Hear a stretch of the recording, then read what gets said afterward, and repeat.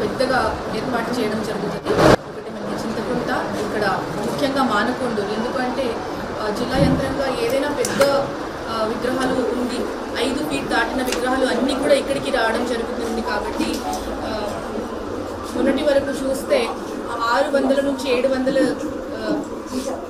విగ్రహాలు ఇక్కడికి రావడం జరుగుతుంది. కాబట్టి ఇక్కడ ముఖ్యంగా మనం ఫోకస్ ఉంటుంది. సో ఈరోజు ఇక్కడికి సంబంధించిన ఏర్పాట్లు అన్నీ కూడా సజాగ్రత్తగా చేయాలనేది కోరుకుంటూ, దాని గురించి సలహాల సూచనల మేరకు ప్రత్యేకంగా మంత్రి గారు, ఎమ్మెల్యే గారు మనందరికీ సందర్శించినారు. సో దీని గురించి ఇంకా కొన్ని క్షుణ్ణంగా సలహాలు సూచనలు ఇవ్వాల్సిందనేది కోరుకుంటున్నాను. విగ్రహాలు సన్నగిల్లగానే అందరూ కూడా ఆ యొక్క స్థలాన్ని వదిలిపెట్టి పోతా ఉన్నారు. దీనికి నేను కలెక్టర్ గారికి చెప్పేది ఏంటంటే, ఒక వాట్సాప్ గ్రూప్ క్రియేట్ చేయండి. ఏ అధికారి ఆ లొకేషన్ లో ఉన్నట్టు ప్రతి 1 hour కి ఒకసారి లొకేషన్ పంపించే విధంగా, లేకపోతే 8 hours కి 8 hours లోపల షిఫ్ట్ అయ్యే విధంగా. ఏమైపోతుందంటే ఇక అయిపోయినాయి కానీ అందరు వెళ్ళిపోతా ఉన్నారు, ఆ విగ్రహాలు డిలే అవుతున్నాయి. ఆ రాత్రి కాగానే అధికారులందరూ కూడా అలసిపోవడం. ఒక్కరోజు మీరు శ్రమ పడితే సకాలంలో మనం విగ్రహాలన్నింటినీ కూడా నిమజ్జనం చేసుకొని నెక్స్ట్ డే ఏమాత్రం నష్టం లేకుండా మనం సుఖంగా నిద్రపోవచ్చు. ఏదైనా జరిగిందంటే దాన్నే అందరూ కూడా మరీ మీడియా చూపిస్తుంది, ప్రతిపక్షాలు విమర్శిస్తాయి.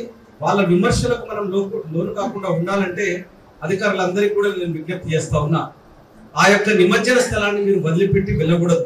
డిస్ట్రిక్ట్ హెడ్స్ అందరూ కూడా, ఫైర్ ఆఫీసర్ కానీ, ఈఈ గారు కానీ, వీలైతే ఆర్టీసీ వాళ్ళు కానీ, ఎవరైతే ఉన్నారో కలెక్టర్ గారు కూడా రిపీటెడ్ గా చూసుకుంటూ వీటన్నిటిని మానిటర్ చేయడానికి కూడా ఒక ఆఫీసర్ని ఎవరైనా కేటాయిస్తే కూడా బాగుంటది.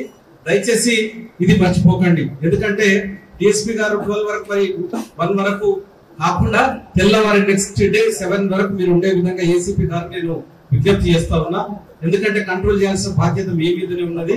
ముఖ్యంగా ఇతర అధికారులందరూ, మున్సిపల్ అధికారులు, మా ఎంపీడీఓలు, ఎంఆర్ఓలు, డిఎంఎడ్హెచ్ఓ, ఇక్కడ ఎవరెవరైతే కేటాయిస్తా ఉన్నారో సూపర్వైజరీ ఆఫీసర్సే కాకుండా those are in action, that is very important.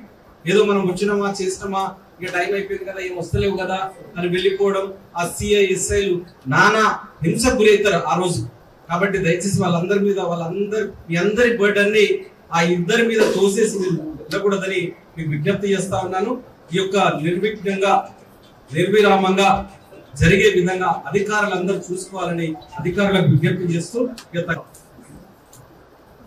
అధికారులందరూ ఏర్పాట్లు ప్రభుత్వం తరఫున జరుగుతూ ఉన్నాయి. మండప నిర్వాహకులందరూ కూడా సహకరించే విధంగా మరొకసారి ప్రభుత్వం పక్షాన విజ్ఞప్తి చేస్తా ఉన్నాం. ఈ అందరి కార్యక్రమం అందరి సహకారంతో మాత్రమే విజయవంతమైంది. కాబట్టి అధికారులు చేయాల్సిన ఏర్పాట్లు చేస్తారు. మండప నిర్వాహకుల సహకారం ఉన్నట్టయితే సజావుగా, ప్రశాంతంగా, ఉత్సాహంగా, ఆనందంగా ఈ వేడుకలు జరుగుతాయి. రేపు తొలి విఘ్నేశ్వరుని పూజ గడియారం దగ్గర సాయంత్రం 6 గంటలని చెప్పినారు. 6 గంటలకు జరిగే విధంగా చూడండి.